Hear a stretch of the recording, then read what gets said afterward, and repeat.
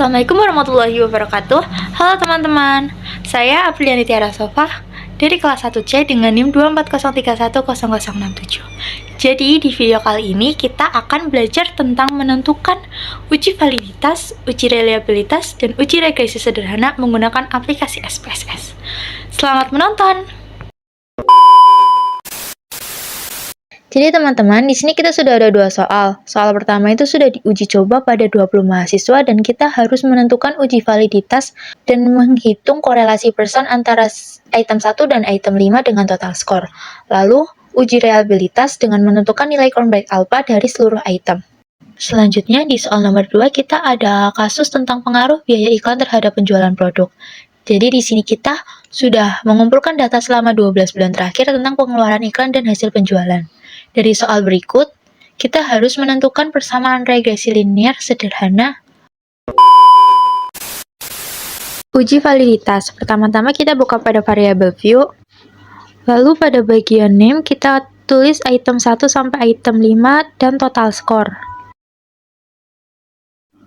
Setelah itu pada desimal kita nolkan. Selanjutnya kita ke data view.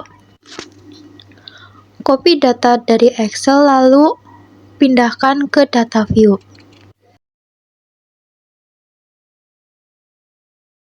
Klik pada bagian Analyze, Correlate, dan Pivot.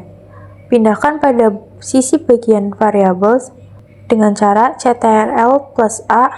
Selanjutnya klik OK. Jadi, seluruh butir pertanyaan dalam kuesioner yang digunakan pada penelitian ini dinyatakan valid.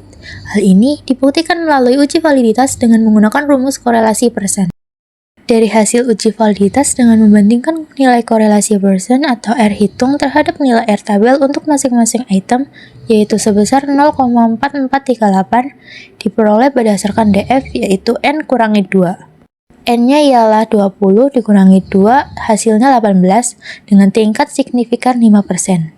Dengan demikian, semua item pertanyaan dari masing-masing tingkat kepuasan mahasiswa terhadap layanan akademik dinyatakan sah dan mampu mengukur variabel secara konsisten dan memiliki hubungan yang kuat dengan total skor keseluruhan. Selanjutnya, uji reliabilitas.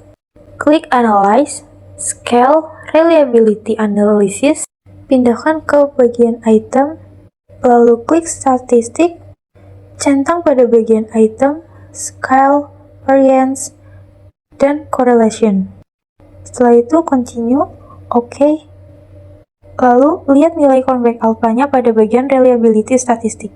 Berdasarkan hasil uji reliabilitas menggunakan metode perhitungan nilai cornbreak alpha untuk seluruh variabel adalah sebesar 0,832. Nilai ini berada dalam rentang 0,8 sampai 0,9 yang menunjukkan bahwa instrumen tergolong reliable atau dengan kata lain memiliki konsistensi internal yang baik. Selain itu, setiap butir pertanyaan pada masing-masing variabel juga menunjukkan tingkat reliabilitas yang memadai karena nilai korelasi item dikurangi totalnya lebih besar dari R tabel, yaitu 0,4438. Dengan demikian, dapat disimpulkan bahwa seluruh item dalam kuesioner tidak hanya valid, tetapi juga cukup reliable dan layak digunakan untuk analisis selanjutnya dalam penelitian ini. Uji regresi sederhana. Buka variable view, pada bagian name kita tulis X dan Y. Pada label bagian X kita tulis dengan biaya iklan dan pada bagian Y kita tulis dengan penjualan. Setelah itu ke data view. Masukkan data X dan Y, lalu klik pada bagian Analyze, Regression, dan Linear. Masukkan Y pada dependent dan X pada independent. Lalu, masuk pada statistik, pada bagian estimate tercentang dan model fit tercentang. Klik OK. Lalu ke bagian plot, centang pada bagian histogram dan continue. Pada bagian method, cari enter, lalu klik OK. Selanjutnya kita lihat pada bagian model summary, ANOVA, dan koefisien.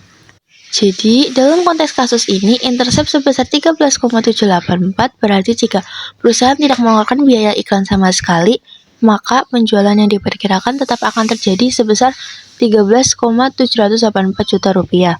Sementara itu, nilai slope sebesar 0,801 menunjukkan bahwa setiap tambahan 1 juta rupiah biaya iklan akan meningkatkan penjualan sebesar 0,801 ribu unit. Ini artinya biaya iklan memiliki pengaruh positif terhadap penjualan.